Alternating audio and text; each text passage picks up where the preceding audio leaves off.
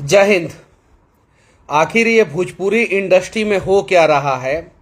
एक कलाकार जो है बार बार लाइव आके रोने को मजबूर क्यों हो जा रहा है।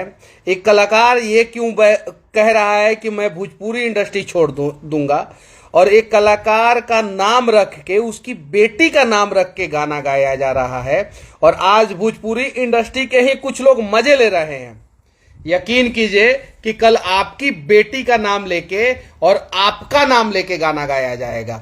हालांकि खेसारी लाल यादव ने भी बहुत सारी लड़कियों का नाम लेकर गाना गाया है, ये बात सत्य है। उन्हें वो नहीं करना चाहिए था, लेकिन लड़की का नाम, उसके बाप का नाम लेके आज तक खेसारी लाल यादव ने गाना नहीं गाया है।